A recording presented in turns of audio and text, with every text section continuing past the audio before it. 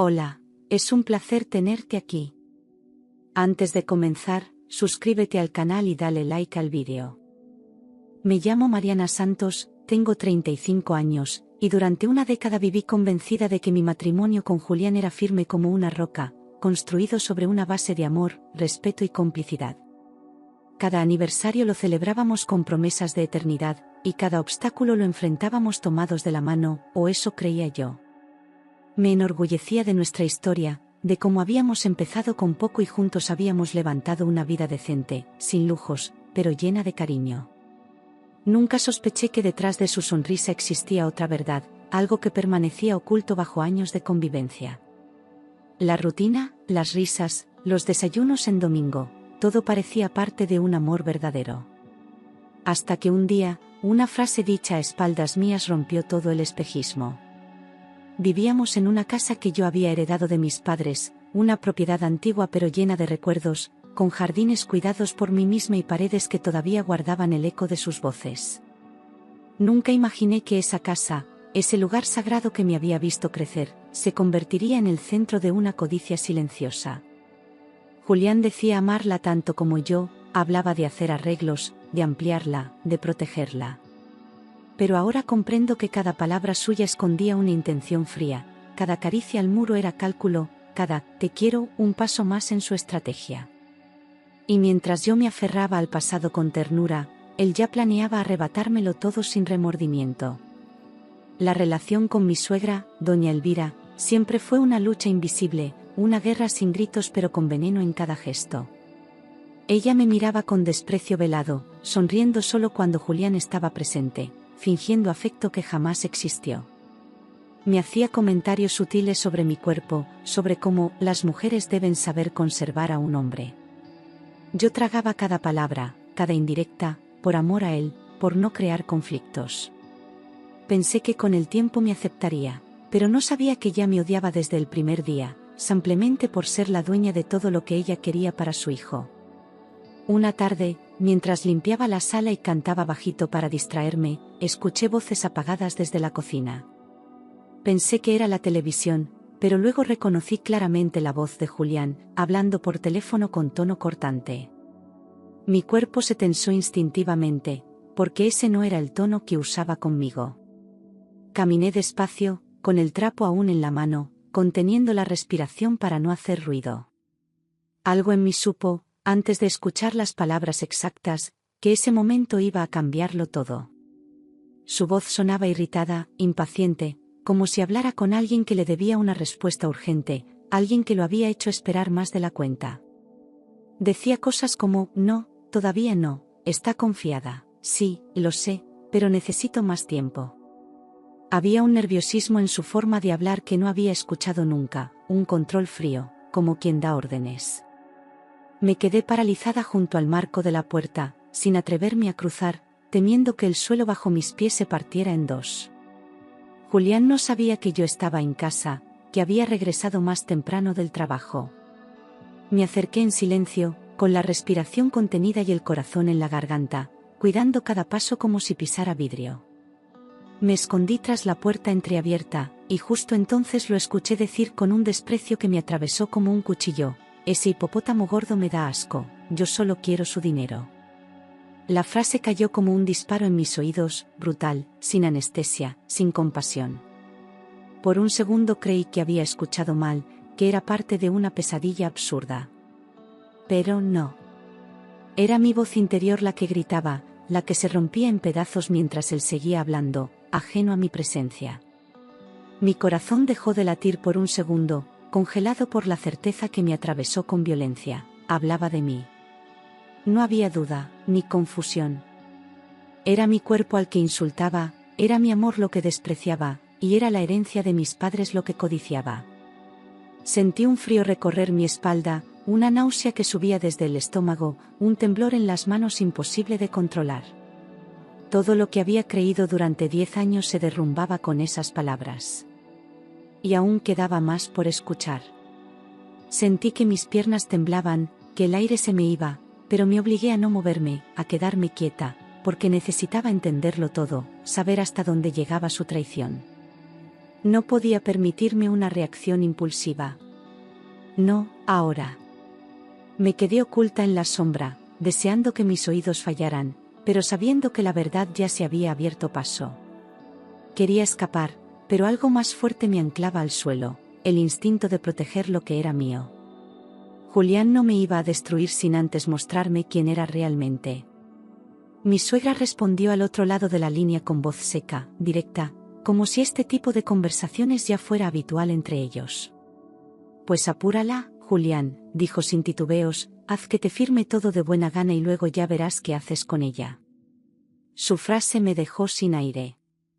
Ella también estaba detrás de todo, ella también me odiaba lo suficiente como para planear mi caída con su propio hijo. Nunca me quiso, nunca aceptó mi presencia, solo esperó el momento oportuno para quitarme del medio.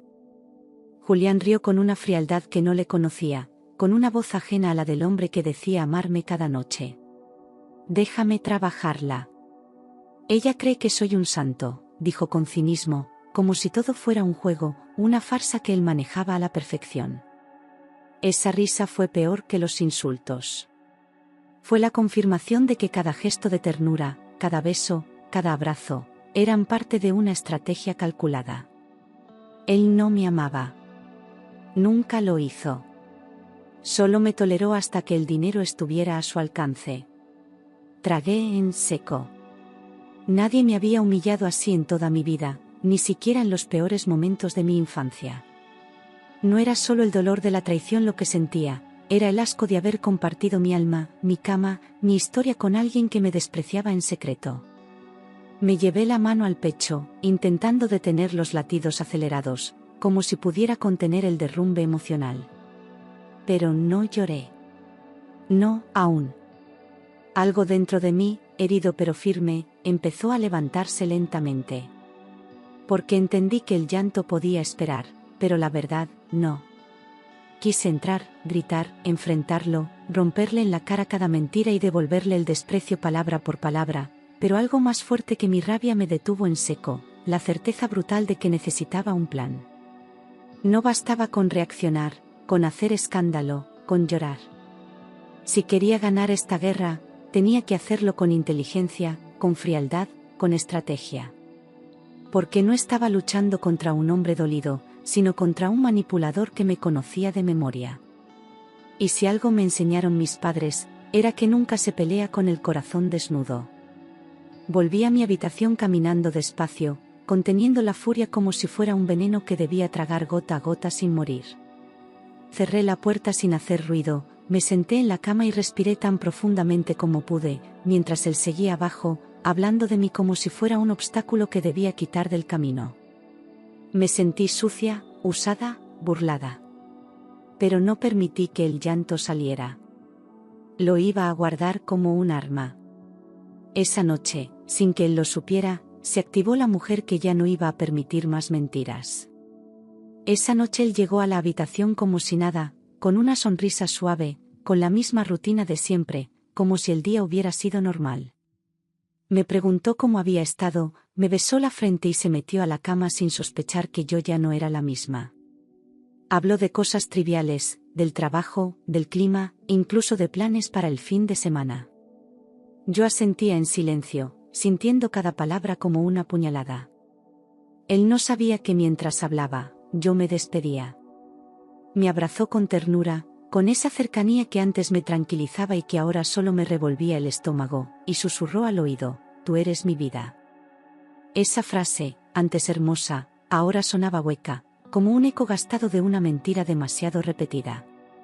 Sentí los ojos humedecerse, pero me forcé a contener el llanto con una rabia que me ardía en la garganta. Me giré apenas para que no notara mi expresión. Y por dentro, me prometí que sería la última vez que escucharía esa falsedad. Entendí, en ese instante preciso, que si mostraba debilidad, si me quebraba, ellos vencerían. Doña Elvira y Julián contarían con mi fragilidad para terminar de destruirme. Y yo no iba a darles ese gusto. Tampoco podía mostrarme fuerte, porque entonces se pondrían en guardia. Tenía que ser invisible, gris, obediente, como una sombra que no molesta, hasta que fuera el momento de actuar. El papel de víctima lo habían escrito para mí, pero yo ya estaba reescribiendo el guión. Me quedé en silencio, sin alterar un solo gesto, fingiendo que todo seguía igual, mientras por dentro mi sangre hervía con una mezcla insostenible de dolor, indignación y deseo de justicia. Cada segundo junto a él se volvió una tortura, pero también un entrenamiento. Me observaba a mí misma desde fuera, aprendiendo a dominar mis reacciones, a tragar el veneno con dignidad. El silencio se volvió mi mejor aliado. En cada palabra que no dije, en cada lágrima que no solté, fui construyendo mi escape. Pasé la noche en vela, mirando al techo, recordando cada detalle, cada mentira, cada mirada de complicidad entre Julián y su madre que yo había ignorado. Los gestos que antes me parecían inocentes ahora tenían otro significado, y todo lo que creía seguro empezó a volverse cenizas en mi memoria. No dormí, no quise cerrar los ojos, porque el dolor me mantenía despierta, alerta, viva. Y con cada pensamiento, con cada pieza que encajaba, mi decisión se hacía más clara. Ya no había vuelta atrás. Amanecí con los ojos hinchados, el cuerpo exhausto y la mente firme como nunca. Me miré al espejo sin reconocerme del todo, pero con la certeza de que esa nueva mujer, aunque rota, era más fuerte que la anterior. No iba a permitir que me redujeran a un objeto de utilidad. No iba a seguir fingiendo. Y mucho menos iba a dejarles mi dignidad sobre la mesa como parte del botín. Ese día decidí, yo no iba a ser su premio. Yo iba a convertirme en su peor error. Mientras él se duchaba, con el agua cayendo ruidosamente como una cortina que lo aislaba del mundo, me dirigí al armario del estudio donde guardaba mi caja fuerte personal. Saqué la llave que siempre llevaba colgada en el llavero de mi padre y abrí la puerta de acero, con manos que temblaban levemente por la mezcla de nervios y adrenalina. Allí estaban mis papeles, intactos, protegidos, lejos del alcance de Julián. Él nunca supo que había cosas que jamás compartí. Y eso era lo que ahora me daba ventaja. Allí estaban los títulos de propiedad de la casa, los extractos de las cuentas bancarias a mi nombre, los documentos firmados por mis padres cuando aún vivían.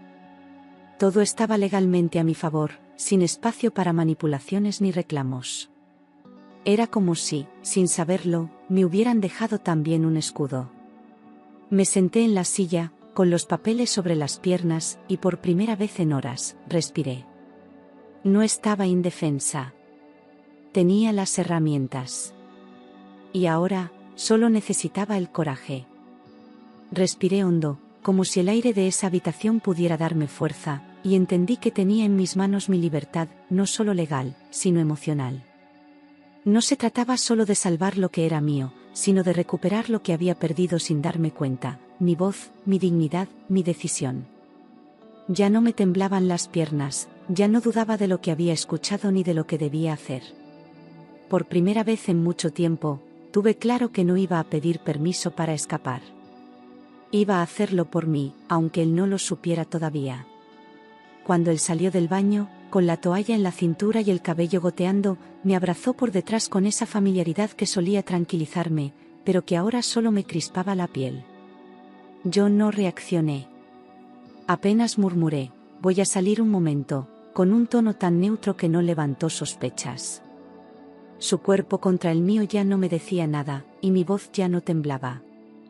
Me limité a tomar mi bolso, mirar hacia adelante y salir, sabiendo que la próxima vez que cruzara esa puerta, no sería para volver. Ni siquiera preguntó a dónde iba. No le importaba.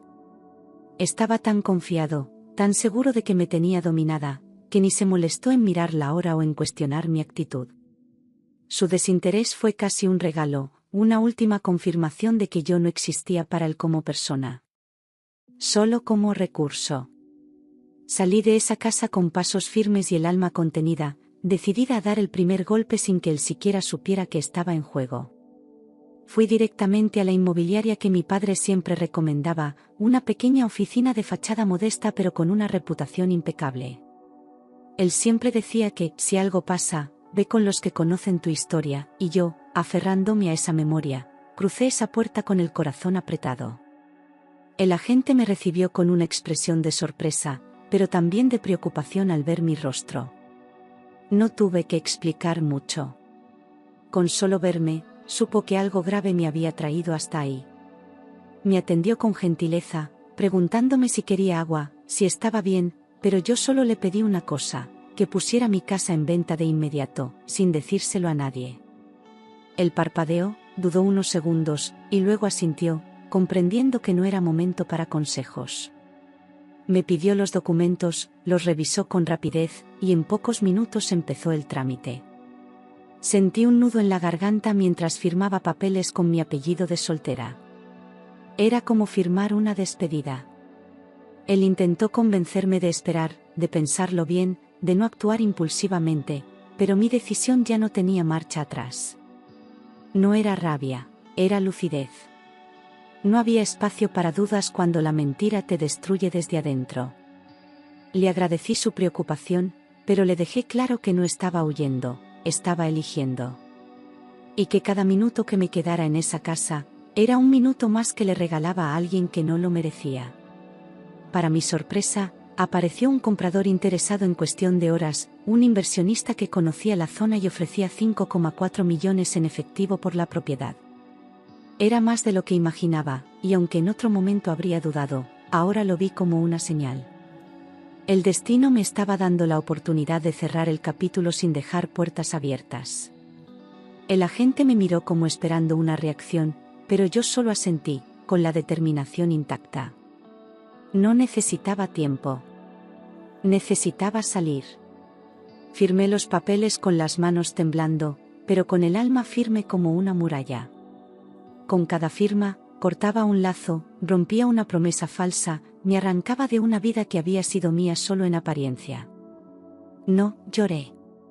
Ya no. Porque en ese acto legal y silencioso, estaba tomando control de mi historia. Y en mi cabeza solo repetía una frase: no le voy a dar el gusto de destruirme. Después fui al banco, sin detenerme, sin mirar atrás, como si el aire mismo me empujara a seguir con ese impulso irreversible. Pedí vaciar todas mis cuentas personales, las que él no conocía, las que jamás compartí. El gerente me reconoció, me saludó con cortesía, y luego bajó la voz al ver mi expresión. No hubo preguntas. Solo procedimientos. Y cuando me entregaron el comprobante, supe que había recuperado lo que era mío. No dejé ni un centavo. Cerré cada cuenta con la frialdad de quien ha dejado de esperar justicia y ha decidido hacerla por sus propios medios. Ese dinero era fruto de años de trabajo, de herencias que cuidé como si fueran promesas de mis padres, y no iba a permitir que terminara en manos de alguien que solo me usó.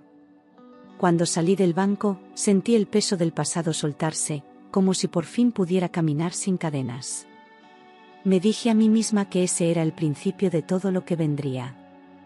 Regresé a casa justo antes de que Julián volviera del trabajo, aún con los papeles guardados en el fondo de mi bolso, como un secreto caliente contra mi pecho.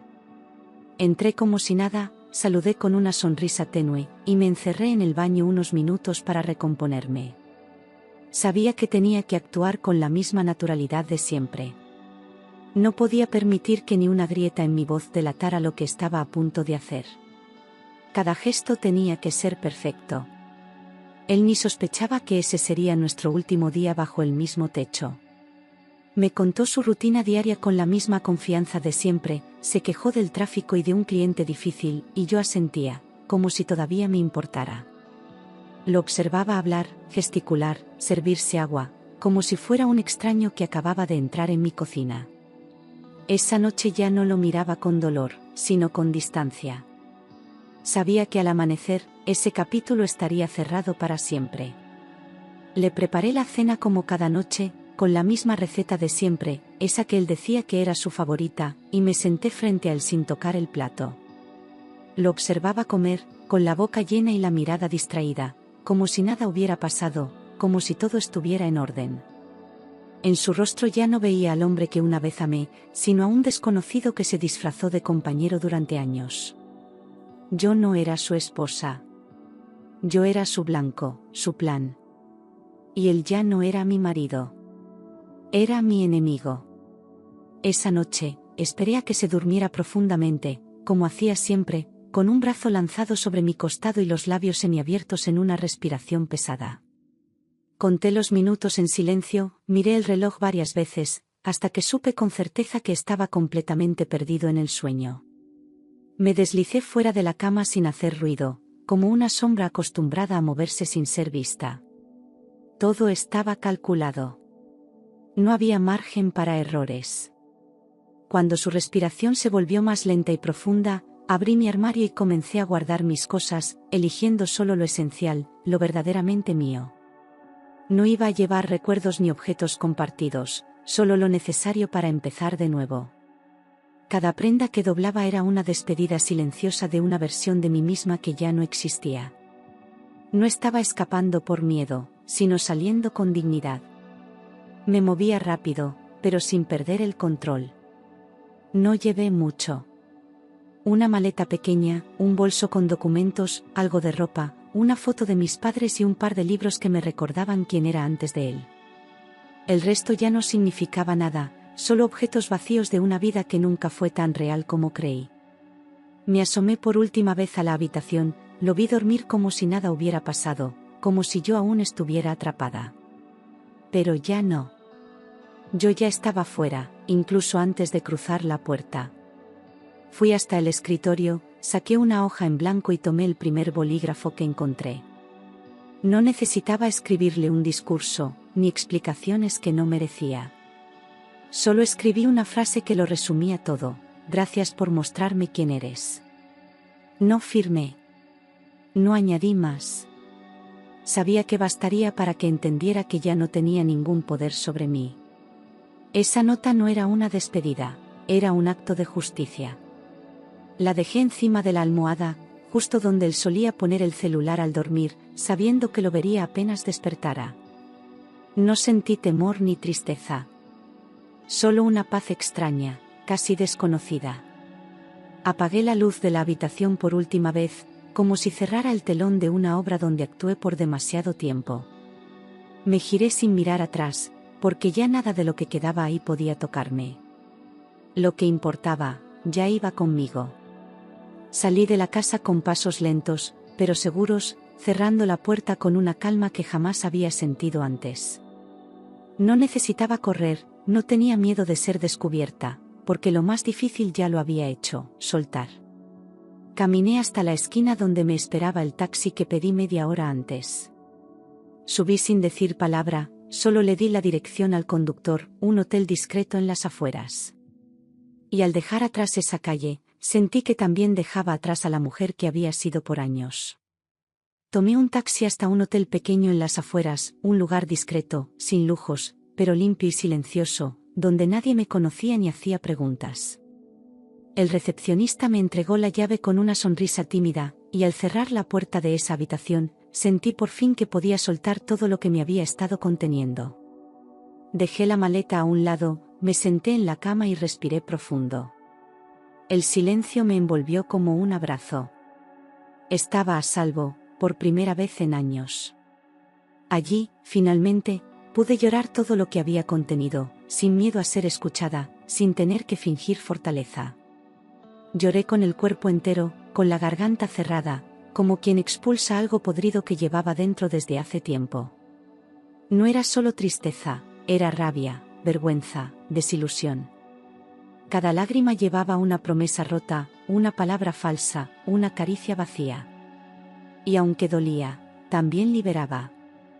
No lloré solo por el insulto, aunque ese hipopótamo aún me ardía en lo más profundo del alma. Lloré por cada vez que me callé para no incomodar, por cada noche en que me sentí sola en esa casa llena de apariencias. Lloré por haber creído en un amor que nunca fue real, por haber confiado en quien me usó como un medio. Me vi a mí misma con compasión, no como víctima, sino como alguien que por fin se despertó. Y ese llanto no era debilidad, era mi renacimiento. Mientras yo intentaba respirar entre sollozos, Julián despertaba en nuestra antigua casa, aún con la costumbre de buscarme con el brazo al otro lado de la cama. Al no encontrarme, abrió los ojos, confuso, todavía atrapado entre el sueño y la realidad. Se incorporó, murmuró mi nombre, y entonces vio la nota sobre la almohada. La tomó, la leyó, y su primera reacción fue reír. Una risa sarcástica, incrédula. Pensó que era una exageración mía.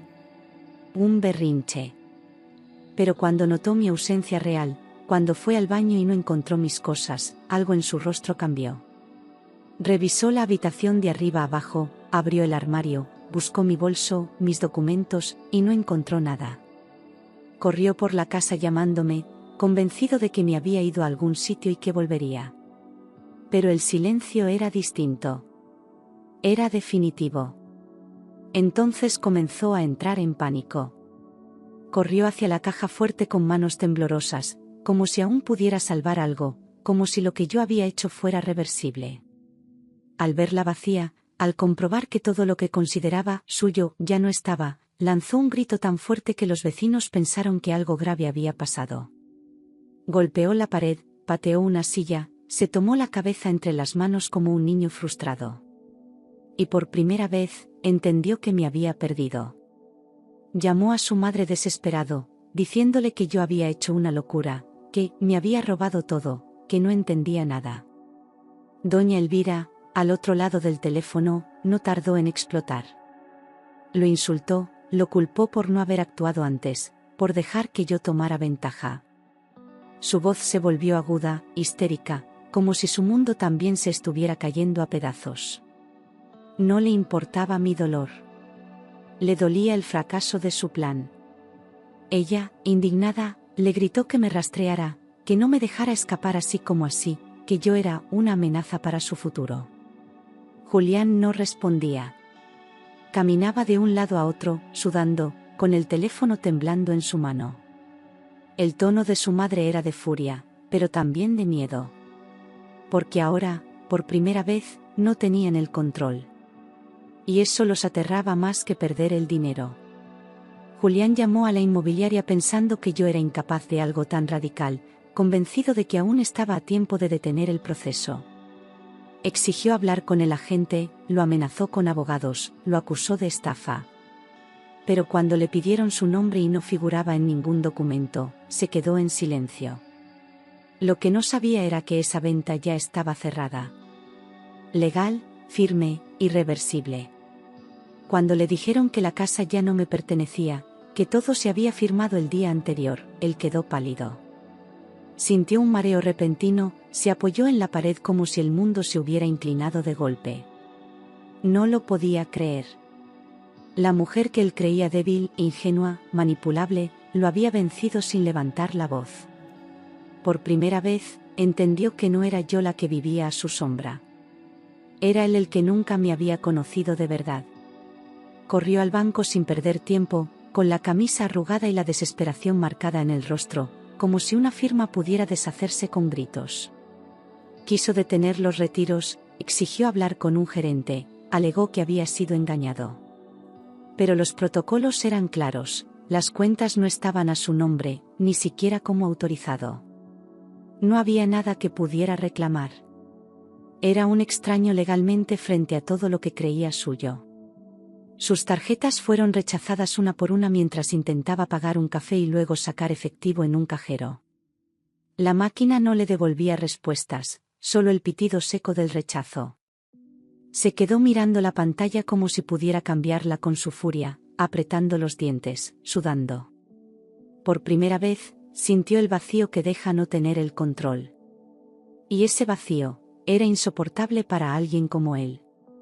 Entre rabia y desesperación, comenzó a construir una historia, una versión que lo mostrara como víctima. Decía que yo estaba confundida, emocionalmente inestable, que seguramente me había dejado llevar por algún impulso. A quien quisiera escucharlo, le repetía frases vagas, mezcladas con dramatismo fingido. Incluso llegó a insinuar que yo estaba enferma. Pero en sus ojos se notaba el miedo de quien ha perdido algo irrecuperable. Pero nadie le creyó.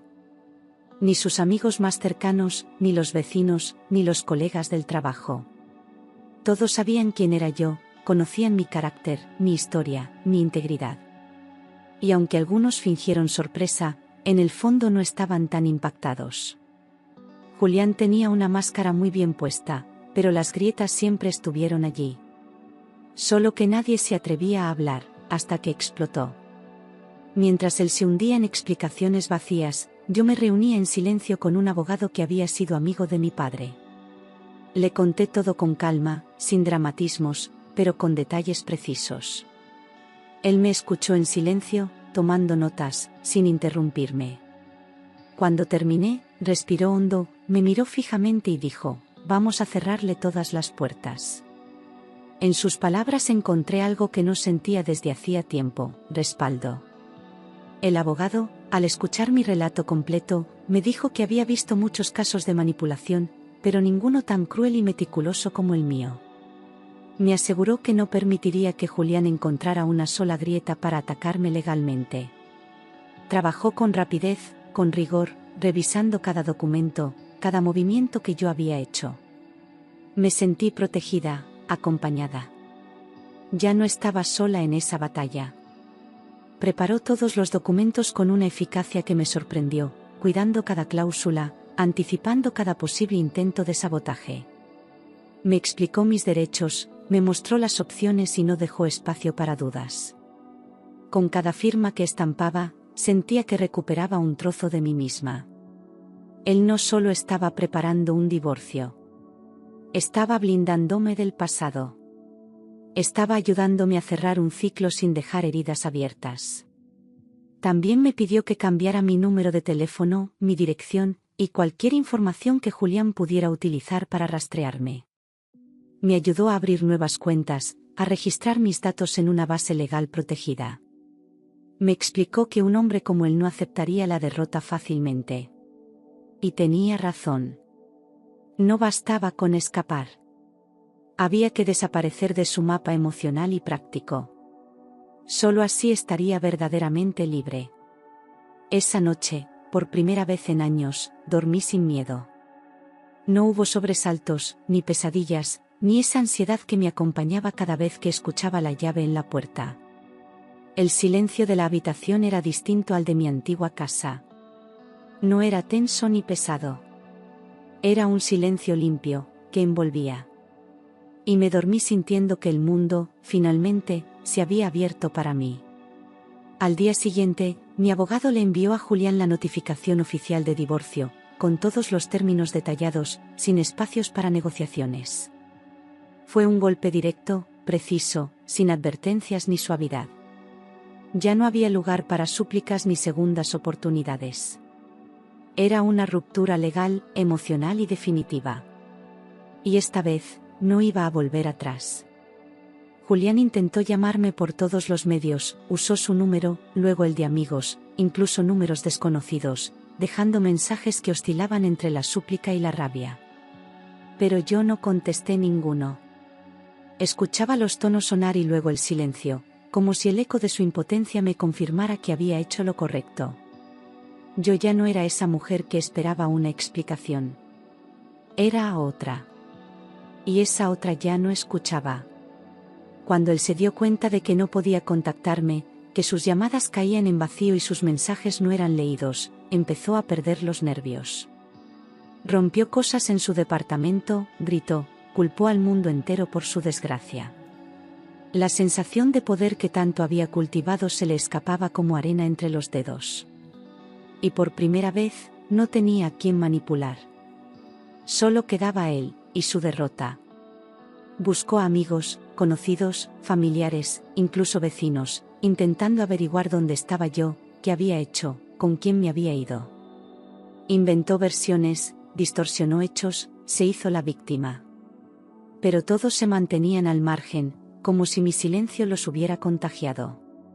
Nadie le daba respuestas. Nadie se prestaba para su juego. Y eso lo desquiciaba más que cualquier insulto. Pero yo ya no pertenecía a su mundo. Había cortado cada hilo, cada atajo, cada punto de contacto que él pudiera usar para volver a mí. No era un escape temporal. Era una decisión vital. Mi vida anterior había quedado atrás como una casa en ruinas que se deja para siempre. Lo que venía no era fácil, pero era mío. Y nadie más lo iba a contaminar. Días después, recibí un mensaje desde un número desconocido. Era breve, casi patético. ¿Podemos hablar? Te juro que puedo cambiar. No había nombre, pero no lo necesitaba. Esa forma de pedir, esa mezcla de culpa fingida y promesas vacías era inconfundible. No sentí rabia ni dolor al leerlo. Solo cansancio. Y una certeza absoluta, él no tenía nada más que ofrecerme. Lo borré sin leer más. Porque no se negocia con quien te ve como un objeto, con quien reduce tu valor a lo que puedes darle. No había disculpa posible. No había versión de su arrepentimiento que pudiera reconstruir lo que él mismo había destruido. Borrar ese mensaje fue un acto de amor propio. Una puerta que cerré desde dentro, sin ruido, sin drama. Con la fuerza del silencio. Compré un pequeño departamento en otra ciudad, lejos de todo lo que me recordaba a él, a su madre, a esa casa que ya no era un hogar. Era un lugar modesto, con paredes vacías y luz natural, donde cada rincón era un lienzo en blanco.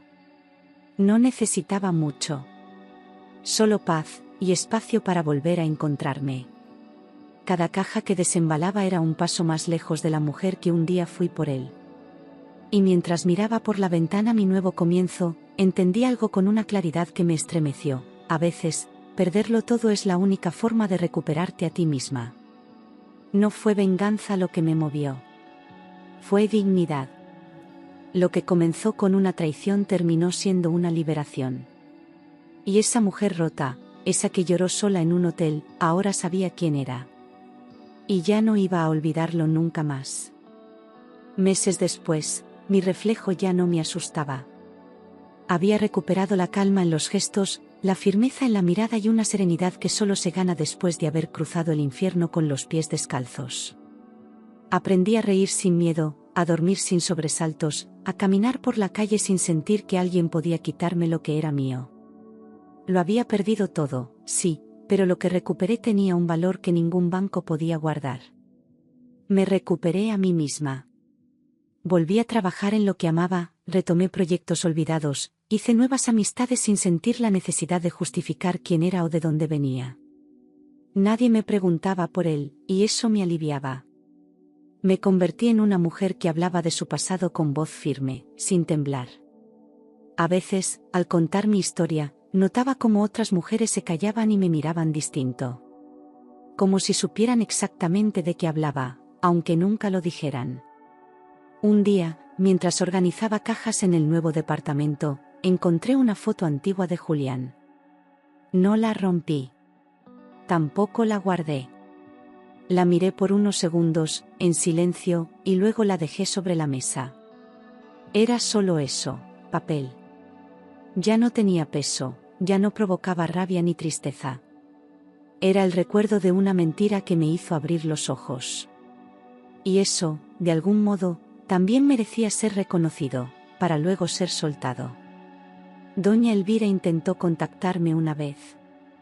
Me mandó una carta llena de veneno pasivo, disfrazado de consejos maternales. Me decía que Julián estaba destrozado, que los hombres a veces cometen errores y que una mujer como yo debía saber perdonar.